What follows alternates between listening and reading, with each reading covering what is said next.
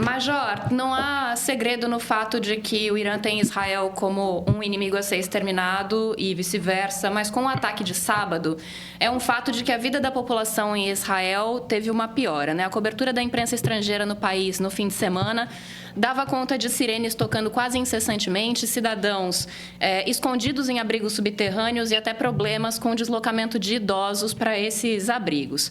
A população que está fora de Israel, mas que tem ligação com o país, também ficou muito mais exposta. Também no fim de semana, na madrugada de domingo, um atirador com a bandeira do Irã na camiseta matou 2 pessoas no Texas e feriu dezenas. Do outro lado, tem a população do Irã, que estava, sim, morrendo aos milhares, vítima do próprio regime dos ayatolás.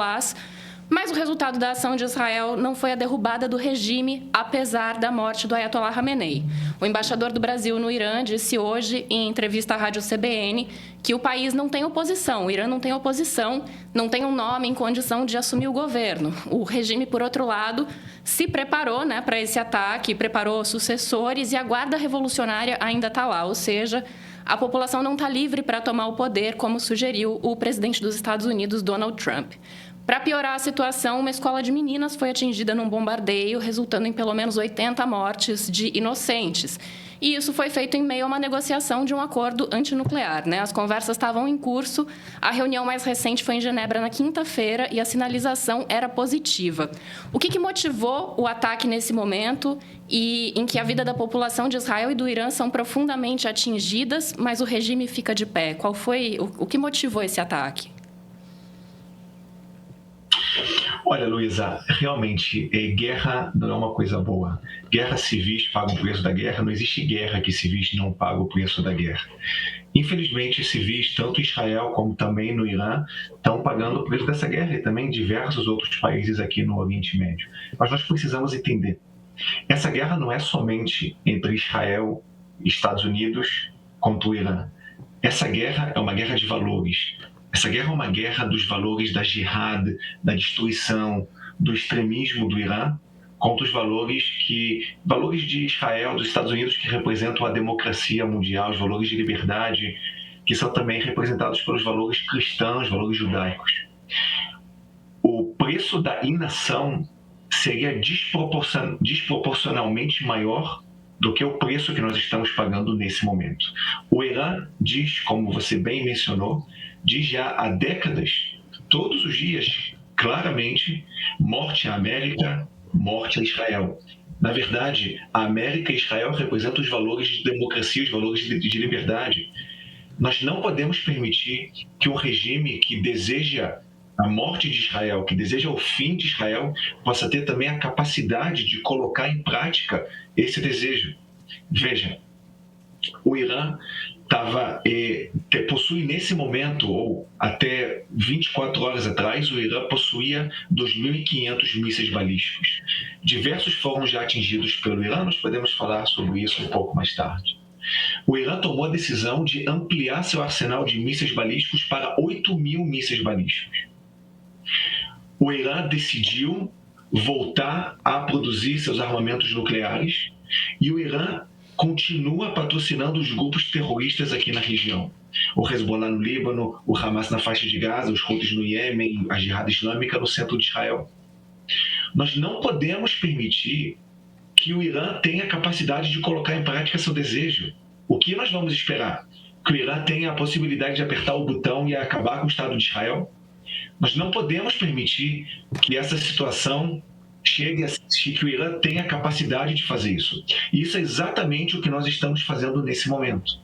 O povo brasileiro não entende o que é um míssil balístico. Eu vou tentar explicar para vocês.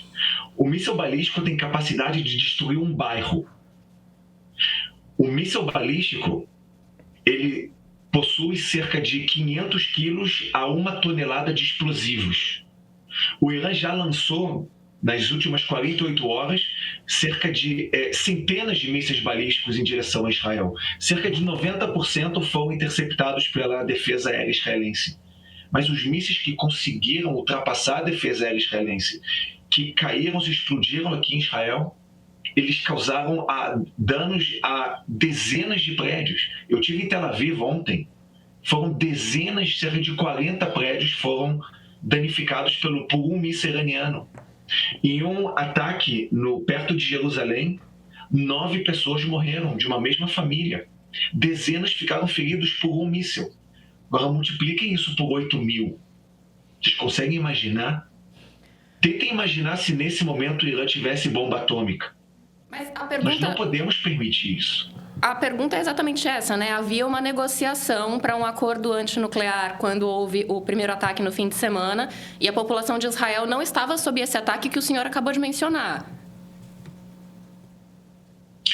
Eu vou mencionar 2 pontos. Primeiro ponto, como você bem disse, sobre a questão nuclear. A questão nuclear não é a maior ameaça do Irã. Esse é um grande erro. A maior ameaça do Irã são os mísseis balísticos, que já foram produzidos, que já estão direcionados a Israel. Inclusive, nesse momento, já recebemos o alarme que um míssil está sendo lançado em direção à área que eu estou nesse momento, para vocês poderem entender. Esses mísseis não são lançados para zonas residenciais. Os mísseis são lançados... eles não são lançados para para bases militares. Eles são lançados em direção a zonas residenciais, para atacar civis. Eu acho que parece que foi combinado, né, Luísa? Que você me fez a pergunta sobre a ameaça do Irã e o míssil está caindo exatamente nesse momento aqui, onde eu estou no centro de Israel. Agora, veja bem. Em pouco tempo eu vou precisar ir para o bunker. Normalmente dura entre 8 a 10 minutos até o míssil chegar até aqui. Vocês conseguem multiplicar isso por 8.000? 8.000. Tentem imaginar o Brasil, Pedro, tenta imaginar o Brasil sendo ameaçado por um país vizinho que deseja o fim do Brasil. E esse país que deseja o fim do Brasil está a um passo de conseguir concretizar isso.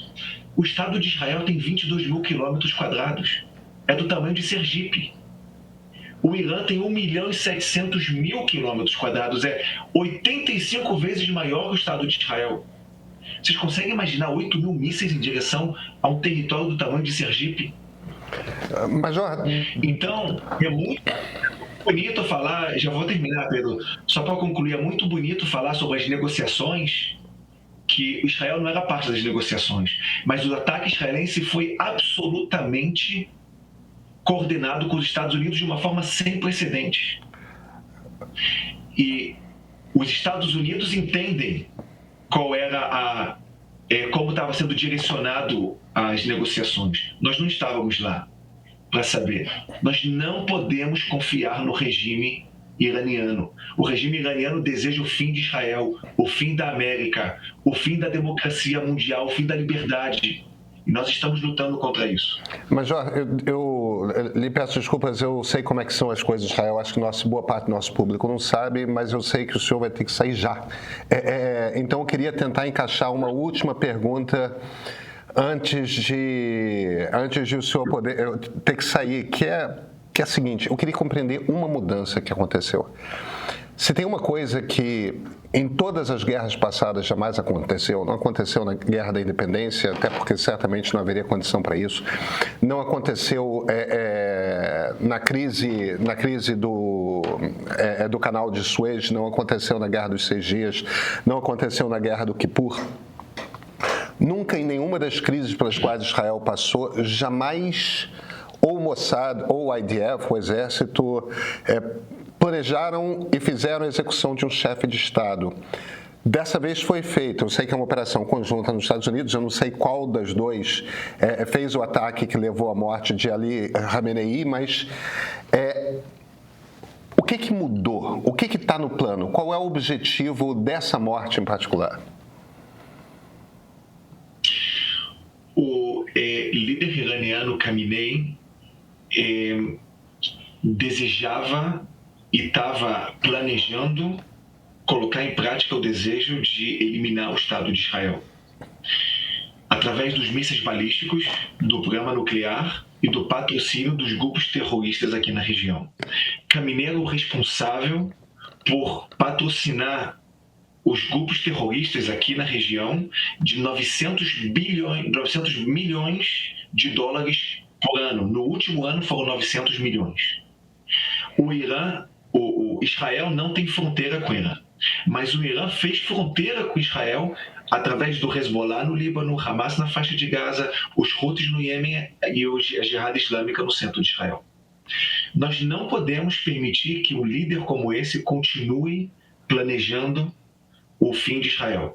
Enquanto os líderes não entenderem que o Estado de Israel é eterno, que o povo de Israel é eterno, nós vamos continuar com nossas ações para atacar os alvos militares, para atacar os mísseis, atacar as fábricas militares e atacar também os líderes que são responsáveis por essas decisões de eliminar o Estado de Israel do mapa. Major, eu estou preocupado com o senhor. Eu vou liberar o senhor para o senhor. Não fica preocupado comigo. Eu sei exatamente as orientações, Pedro. A gente pode continuar. Nós podemos continuar? Eu souber que tem que ir. Não, maravilha, então. Major, qual é o endgame dessa guerra? Não é a primeira vez que há uma oportunidade de matar Khamenei. Dessa vez, houve a decisão de fazer essa morte. A coisa de um mês, o presidente americano Donald Trump, coisa de um mês não, um pouco mais, um mês e meio, o presidente americano Donald Trump, talvez acidentalmente influenciou e incentivou a população iraniana a ir às ruas pedindo o fim do regime, prometendo que haveria apoio. O apoio não veio e num par de dias, algo entre 30 e 40 mil pessoas morreu nas ruas. Quer dizer, que existe uma vontade interna dentro do Irã de fazer uma mudança de regime, existe. O objetivo é esse? O objetivo desta guerra, nesse momento, é enfraquecer de tal forma o regime que permita à sociedade iraniana derrubar o regime? Essa é a ideia ou o plano é outro? Qual o objetivo? A pergunta é muito boa, Pedro. O nosso objetivo nesse momento é garantir o futuro existencial do Estado de Israel. E por isso nós precisamos atacar todas essas fontes que representam a ameaça ao Estado de Israel, como eu disse, que é os mísseis balísticos, o programa nuclear e o patrocínio dos grupos terroristas. E é exatamente o que nós estamos fazendo nesse momento. Nós já atacamos diversas fábricas de produção de mísseis balísticos, inclusive 1.500 mísseis balísticos que estavam sendo produzidos, estavam prestes a entrar no arsenal iraniano, foram destruídos. Nós já destruímos centenas, cerca de 150 mísseis balísticos iranianos, 200 lançadores de mísseis foram destruídos, 200 infraestruturas de defesa aérea também foram destruídas.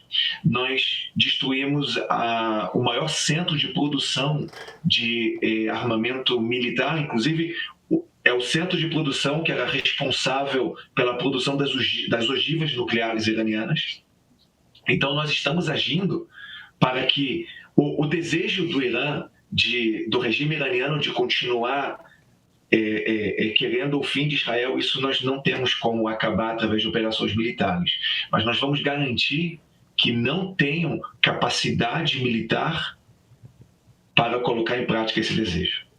Major, se houver tempo só para um complemento da minha primeira pergunta, a nossa audiência está aqui me questionando a respeito do ataque. Deixa só eu dar uma checada aqui.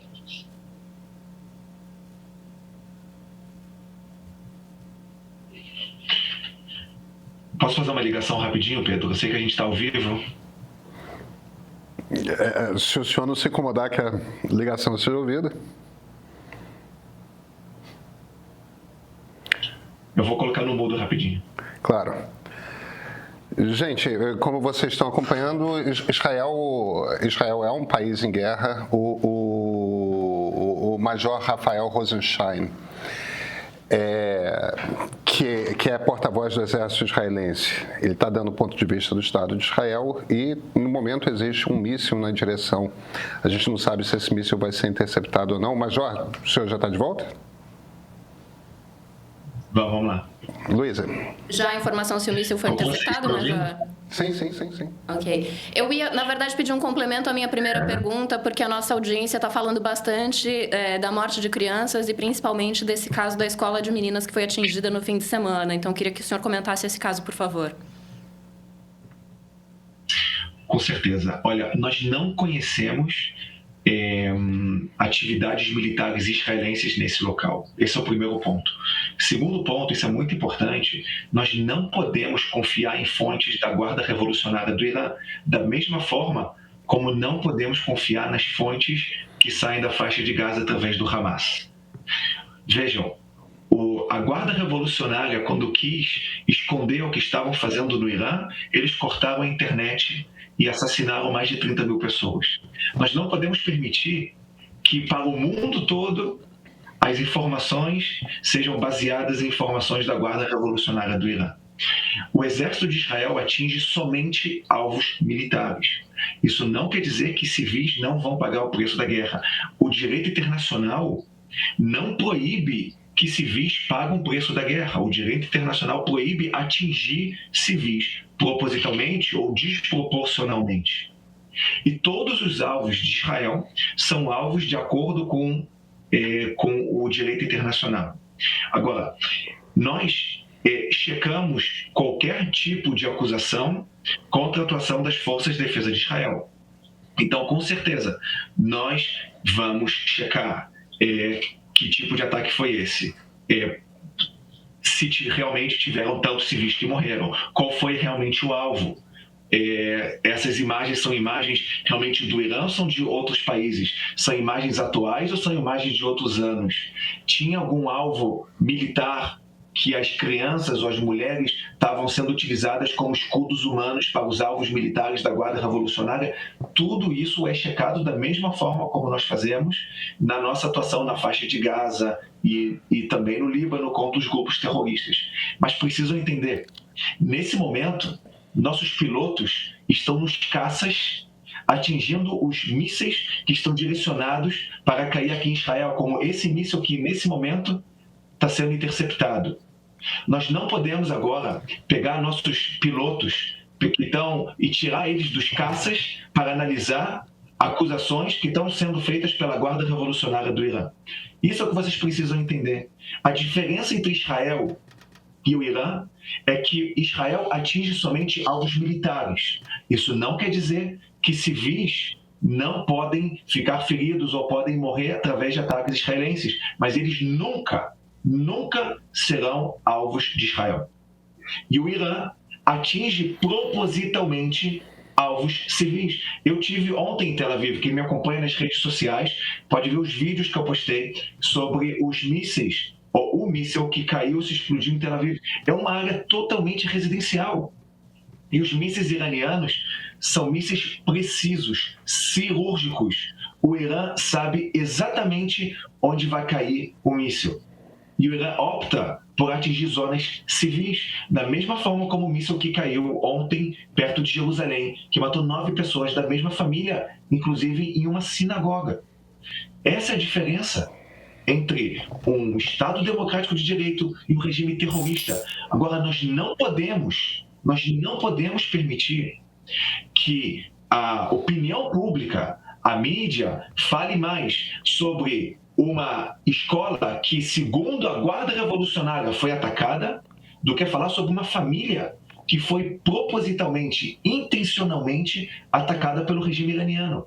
O regime iraniano não vai checar, não vai verificar, não vai fazer uma análise sobre por que o míssil atingiu os civis perto de Jerusalém.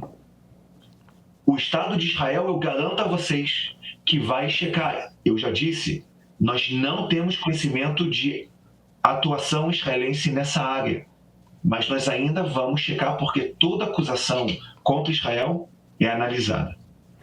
Major, deixa eu lhe fazer uma... O míssil acabou de ser interceptado. Ah, que bom.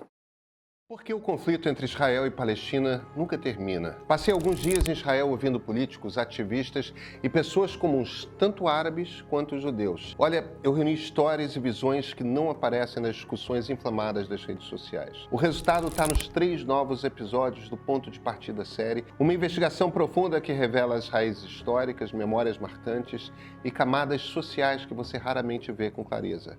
Não é sobre escolher lados, tá? Mas sobre finalmente entender como chegamos até aqui. Os episódios já estão disponíveis no streaming do Meio, para você enxergar esse conflito com novos olhos.